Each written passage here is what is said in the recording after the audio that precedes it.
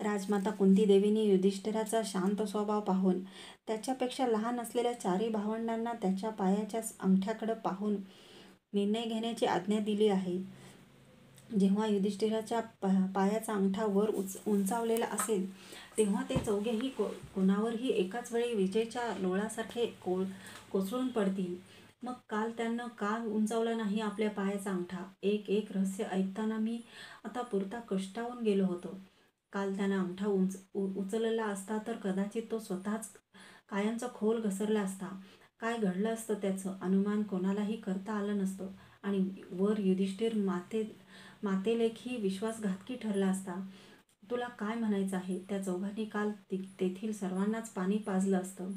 तसंच काही नाही, पण भीमानं दुःशासनाला तर काल निश्चितच वधला असता, कारण तो ज्या आसनावर बसला होता त्याच्या लोहमय हस्तदंड्या त्यानं क्रोधानं वाकवून ठेवलेल्या आजही तुला सभागृहात तशाच दिसतील. अश्वत्थामन, कालच्या अघटित प्रकारानंतरही तुला माझ्याविषयी थोडीसुद्धा घृणा वाटत नाही? मुळीच नाही. मात्र एका गोष्टीची अत्यंतिक खेद होतो मला. कोणत्या? मी द्रौपदीचा उलटा म्हणून अवहेलना केला याचाच काय? नाही, तू तसं म्हटलं नसतंस तरी द्रौपदी ही किती असामान्य स्त्री आहे हे हस्तिनापुराला एवढ्या प्रकर्षानं कधीच कळलं नसतं. आज तर द्रौपदी ही विकीर्णानं वर्णन केलेल्या देवी आणि तपती गिरिजा सुदक्षिणी या महाराण्यांपेक्षाही नगरात वंदनीय झाली आहे.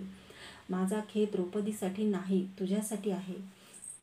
माझ्यासाठी आपला एक प्राणप्रिय सखा जिवेवरचं समतोलत्व हरवून बसला म्हणून. नाही, त्यासाठीही नाही, पण तुझ्याविषयी आज सर्वच नगरजन जिवेवरचं समतोलत्व हरवून बसलेत म्हणून. हे तुझं फार मोठं दुर्भाग्य आहे की हस्तिनापुरातले अर्ध्याहून अधिक नगरजन तूही द्यूताच्या कटात होतास. किंबहुना तूच त्या कल्पनेचा केंद्रबिंदू आहेस असं आज निर्धोकपणे मांडतात म्हणून. छे, अगदीच असत्य आहे हे अश्वत्थामा. वास्तविक माझंच चुकलं. द्वंद्वात मी जरासंधाला जीवदानच द्यायला नको होतं. हे सर्व प्रसंगच आले नसते, त्या कवड्या आल्या नसत्या, ते फासे आले नसते. ते तुला शक्य नव्हतं आणि पुढंही होणार नाही. शत्रूवर दया दाखवणं हा तुझा जन्मजात स्वभाव विशेषच आहे. आजवर तू तेच करीत आलास. आता तू सांगतोस तो पांडवाचा वनवास तर अकल्पित आहे. कालच्या द्यूतावर पितांबरानं पोट पडला गेला असं पांडवांनी मानायला नको होतं काय? मानायला पाहिजे होतं, पण मानलेलं नाही. त्यांच्या मनाची घडण कशी आहे तेच समजायला कठीण आहे. कारण त्यांनी वनवासाला जाण्यापूर्वी आपल्या मातेच्या दर्शनासाठी सुद्धा इंद्रप्रस्थाला जाण्याचं योजलं नाही. अर्जुनानं तर आपल्या मातेला सुभद्रेसह अभिमन्यूला घेऊन श्रीकृष्णाकडे द्वारकेला जाण्याचा सरळ संदेश धाडला आहे. द्रौपदीनं आपल्या 5 पुत्रांना पांचाल देशी घेऊन जाण्यासाठी आपल्या बंधूला दुष्टद्युम्नाला संदेश दिला आहे. क्षणापूर्वी एकत्र असलेल्या पांडुकुलाची आता अशी वाताहत झाली आहे. अश्वत्थाम्या, कोणालाही विचारला नसता तर असा एक अत्यंत जिव्हाळ्याचा प्रश्न तुला विचारू का? अवश्य विचार. माझा प्रश्न कोणता असावा याचा कयास करताना त्याच्या कपाळावर सूक्ष्म अठी उमटली. रथ घेऊन वायुगतीनं असंच धावत जाऊन मी पांचालीची मनापासून क्षमा मागितली तर पांडव पुन्हा परततील काय?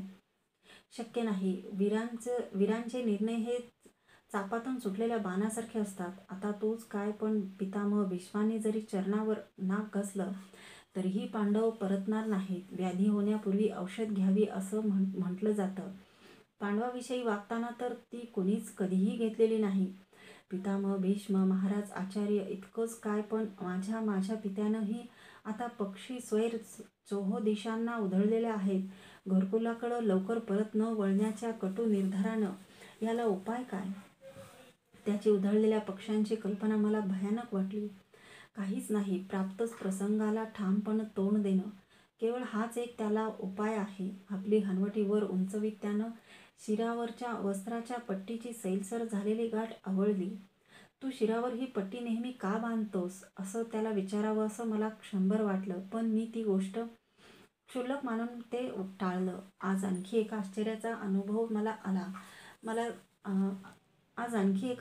अनुभव आला मला. गाठ बांधून होताच तो म्हणाला, कोणत्या? पांडव इंद्रप्रस्थाचे राजे असूनही या कुरूंच्या हस्तिनापुरातील अनेक प्रजाजन आज त्यांच्या समवेत वनवासाला जायला निघाले हे पाहून अर्थात युधिष्ठिरानं अशा सर्वांना परोपरीने विनवून सीमेवरून मागं परतवलं.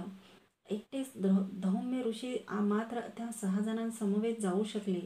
जाताना युधिष्ठिर त्यांच्याशी काही बोलला काय? तो नाही बोलला, पण मीच त्यांच्या अनावृत पायांकडे पाहून म्हणालो, काय म्हणालास तू? मी म्हणालो, युधिष्ठिरा, तुझे पाय पाहून मला आता कर्णाची आठवण होते.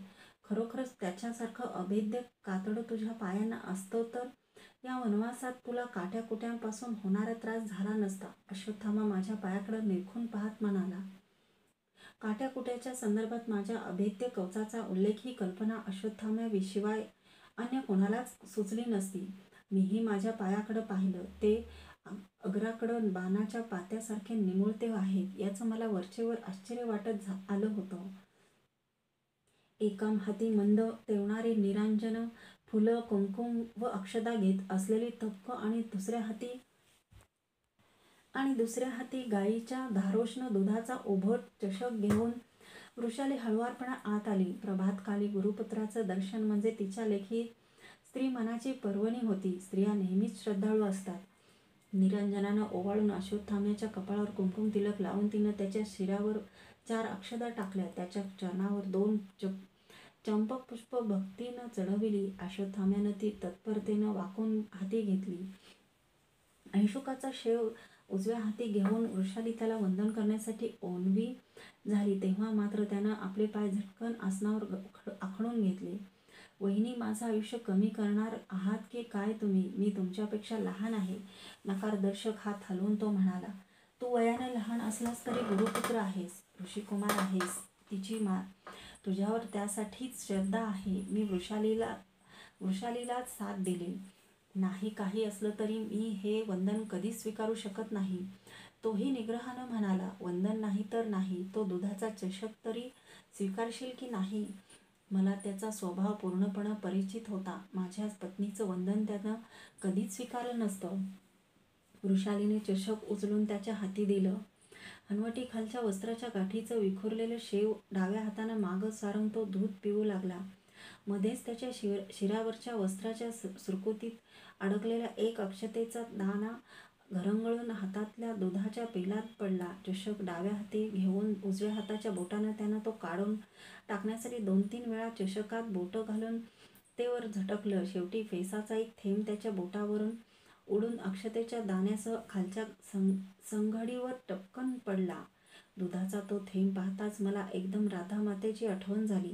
तिच्या दुधावरचं माझं शरीर, वैभव आणि धैर्य सर्व काही पोसलं होतं. तिच्या दुधावरच माझं शरीर, वैभव आणि धैर्य सर्व काही पोसलं होतं. मी मात्र काल रात्री विचित्र मनस्थितीत गंगाकिनारी जाण्यात तिच्या तळपायांना चंदन मिश्रित तेल चोळायचं विसरून गेलो होतो. सर्वात प्रथम तिचं दर्शन घेणं आवश्यक होतं. माता म्हणजे ममतेच्या महन्मंगल मंदिरांनी गजबजलेली तीर्थस्थानं. मी येतो अश्वत्थामन, तू बैस, मी द्वाराकडे वळत म्हणालो. मलाही गेलंच पाहिजे. आज अमावास्या आहे. महामृत्युंजय मंत्राचं पुरुषचरण मला यज्ञकुंडाजवळ बसून दिवसभर करायचं आहे आज. तोही उठला. आम्ही दोघंही एकदमच बाहेर पडलो. पांडव वनवासासाठी निघून गेले ही घटनाच मला सत्य वाटत नव्हती. पण सत्य हे नेहमीच वाटतं तसं नसतं. ते गेले होते. इंद्रप्रस्थाचं दिग्विजयानं समृद्ध केलेलं राज्य एखाद्या सर्पानं झळाळणारी कात टाकून सहजपणे सळसळत दूर निघून जावं तसं ते कात जशी सर्वच्या सर्व टाकली जाते तसं त्यांनी अखंड राज्य सोडलं होतं. रत्न, माणकं, मोती, प्रवाल, पाचू, पुष्कराज, हिरे, नीलमणी, गोमेद, लसण्या, वैदूर्य, सुवर्ण, गायी वा सेवक सेविका यापैकी त्यांनी काहीच समवेत घेतलं नाही.